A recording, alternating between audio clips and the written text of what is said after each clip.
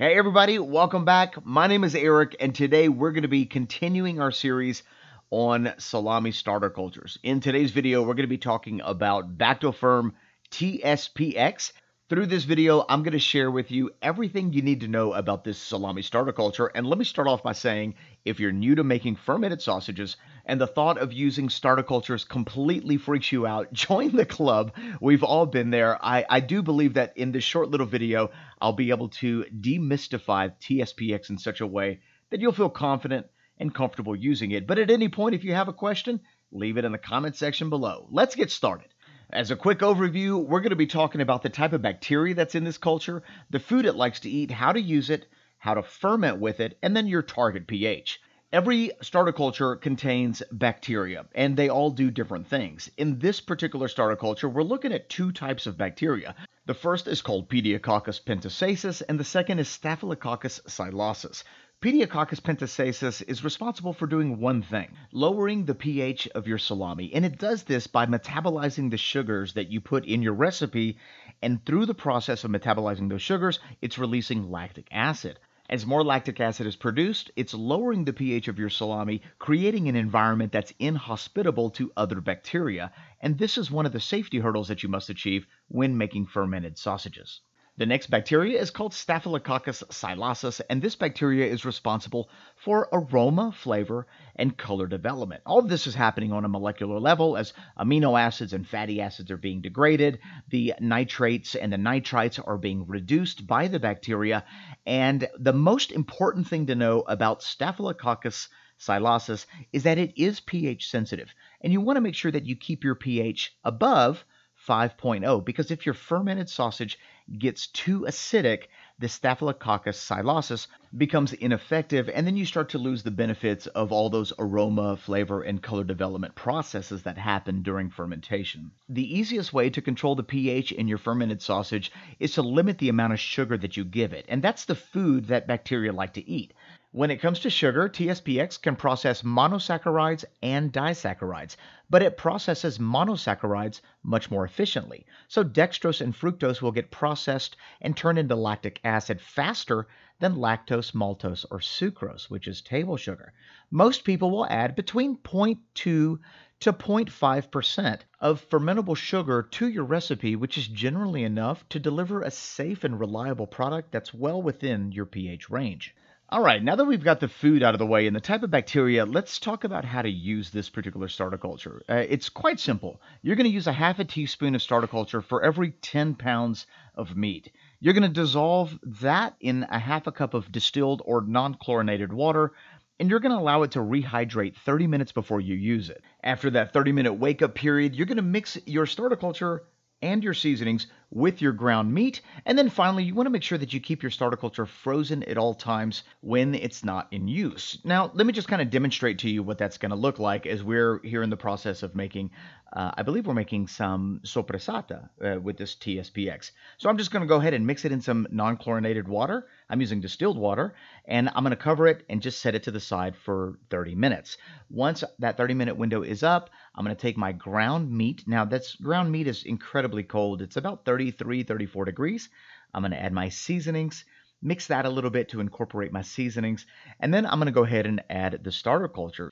T-SPX is the kind of starter culture that's going to deliver low acidity, a mild flavor that's traditional with like Southern European or even some Mediterranean styles of salami. This starter culture is very predictable. It delivers consistent flavor. It ferments relatively slow, so it's great for those who are just getting into salami making, but also those who are experienced and want that type of flavor. This is great in salamis like Genoa, Soppressata, Saucisson Sec, Milano, Cremona, things like that.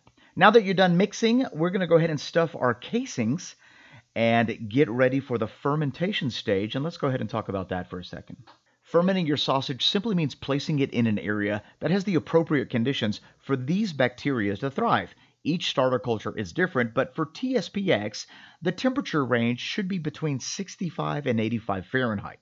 Home producers typically ferment on the lower end of that spectrum because although it takes a little bit longer, it yields in a better flavor, color, and aroma development. The humidity in the area that you ferment should be between 80% and 90% humidity, What makes TSPX so appealing is the temperature range that you can ferment at. You could basically ferment this at room temperature without any problems. So I'm going to show you a couple different examples. This is, I'm making sopressata right here. My salami's being pressed. My humidity's at 80% and my temperature's at 70 degrees Fahrenheit. The more controlled your environment is, the more predictable your salami is going to turn out. This example right here is also in a controlled chamber in which I can adjust the temperature and the humidity. I'm using TSPX and I'm just hanging my salami. This particular example I wanted to show you because I'm not using a chamber. Matter of fact, I'm just going to stick this inside of my oven because the temperature inside of my kitchen is appropriate for fermentation. So notice I put a little bit of water in the tray. That's going to give me my humidity. I covered it with some cling film so everything is contained. And I'm just going to go ahead and place that inside my oven. So how do you know when your salami is done fermenting? Well, it all comes down to one thing, pH. TSPX generally takes between 36 to 72 hours, depending on the temperature that you ferment. And what you're targeting here is a pH range between 5.0 and 5.3. This is going to be one of the safety hurdles that you must overcome when making fermented salami. Remember, the bacteria Staphylococcus psilocysis is pH sensitive, so when your pH drops below 5.0, it's going to become ineffective. So keeping your pH between 5.0 and 5.3 is critical in achieving the maximum flavor, odor, and color development that this starter culture has to offer. I'm going to show you what it looks like to test the pH. Now, generally, every time you make salami, you're going to have a little bit of mince left over, normally in the stuffing tube or something. I like to wrap that extra mince, place it in my fermentation chamber, and that's what I'm going to use to test the pH of my salami. I would suggest you begin testing your pH between 36 and 48 hours.